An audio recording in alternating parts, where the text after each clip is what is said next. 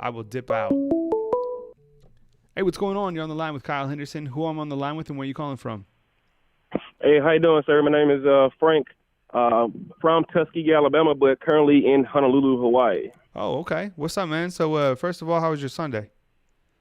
It was great, man. Got a chance to go to church, and now outside on the grill trying to get this meat done for the wife before she starts knocking at the door. Hey, happy wife, happy life, man, right? That's the name of the game. Yes, sir. All right, man. So what's on your mind? Go ahead, shoot.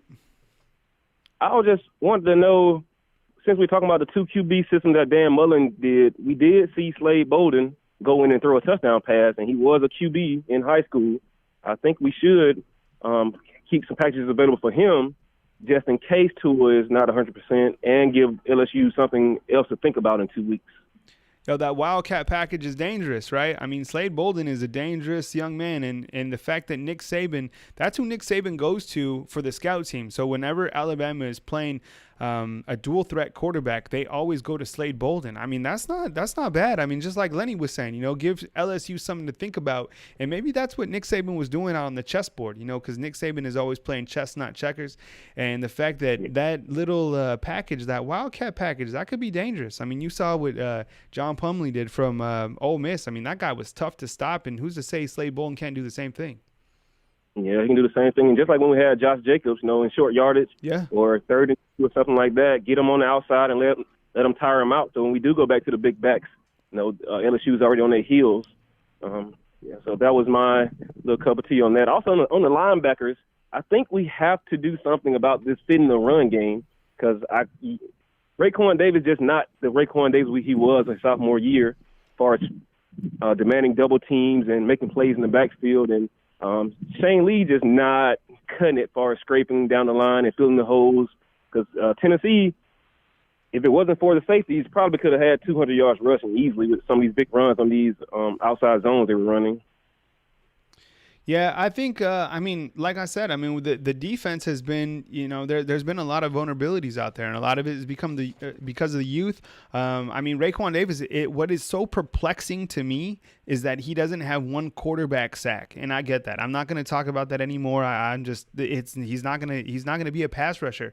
A run stuffer, we've seen him. We get these grades from Pro Football Focus, so he's been doing pretty good against the run defense, but in terms of getting after the quarterback, that's just not him. That's just not who he's going to be. DJ Dell, he's done a good job, but Christian Barmore seems to be the guy that Alabama can rely on to get after the quarterback. I don't know why he's not playing more. Only 16 snaps last game, 16 snaps the game before. I think Barmore is a guy who is on fire right now. I think you need to unleash him.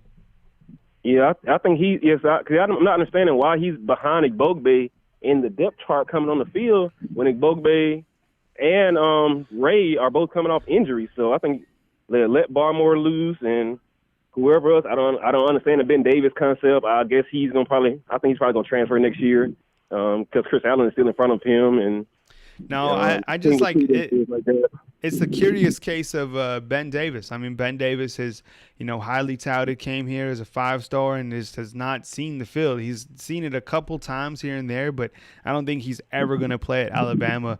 And fans continue to ask why. I mean, it could be a talent thing. It could be, something up top. Maybe he's just not grasping the concepts. I don't know why, but Ben Davis continues to be, hot topic every single week. And I guess it's going to be like that until he's out of here. But Ben Davis continues to not be on the field. And, it is what it is. Yeah, we're just going to get that because he's the most experienced, I think, linebacker right now on the team because he's a redshirt junior. And he came there as a middle, practiced at middle. So I think he would just slide over to the middle this. And then beside Dylan, it been him and Dylan Moses. So we got a thumper in Davis and Moses with his 4.4 speed to make the plays on the outside. But I guess you can't coach it. You can't coach it on the field. You can't coach motivation, I guess. And last night I thought Saban said something, and this is still regarding the inside linebackers. I mean, think about this.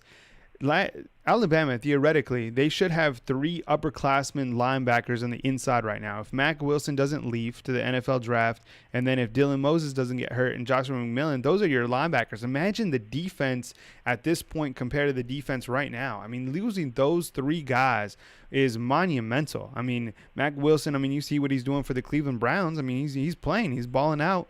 And then you have Dylan Moses, who was really the coach on the field, and then you have Joshua McMillan. I don't, from a talent standpoint, would he be better than Shane Lee or Christian Harris? Probably a little bit better, but I think just from a leadership perspective, he would have been better. But all those 3 guys are not here, so therefore, Christian Harris and Shane Lee, they really have no one else to look up to. Like, who's providing the mentorship for those inside linebackers? The answer is nobody. It's them and Pete Golding.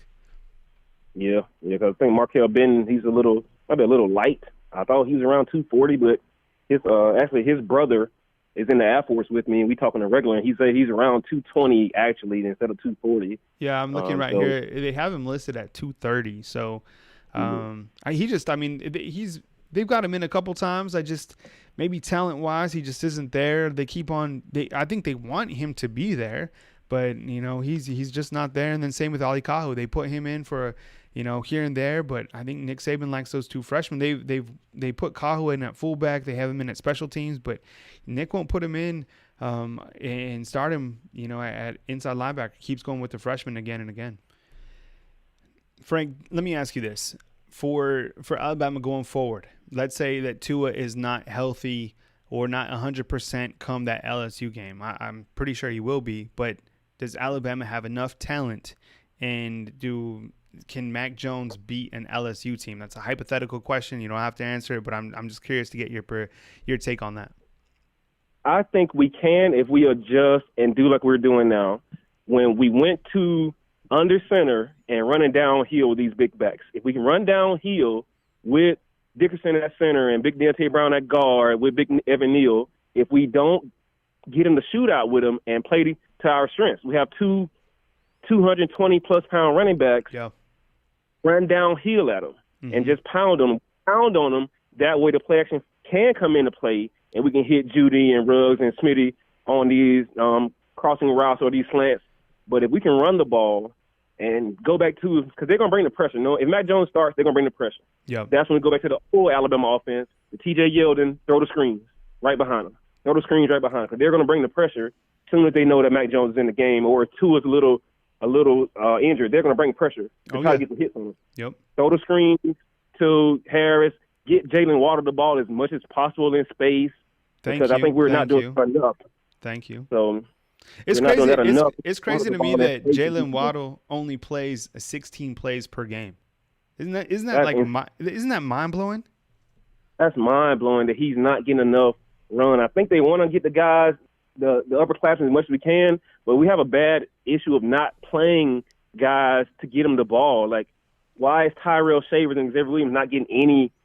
We're up by 30, and they're still on the bench, and they're not getting any looks at all to get them any kind of reps. Or why are we not getting Water the ball or handoffs on the jet sweeps or on the screen or anything like that to give him touches? Because I think we get so too happy, just like the national championship. We ran the ball down Clemson's throat, but we get so too happy, and so he should have won the Heisman. He got robbed that we didn't win the game. We could have just won the game. And I think what you're seeing right now is the fact that Tua and the Alabama staff, I mean, don't get it twisted. Those guys are looking at other stats from other teams because they don't want to have Tua lose the Heisman Trophy. They're looking at Joe Burrow. They're looking at Jalen Hurts. Don't get me wrong, they are.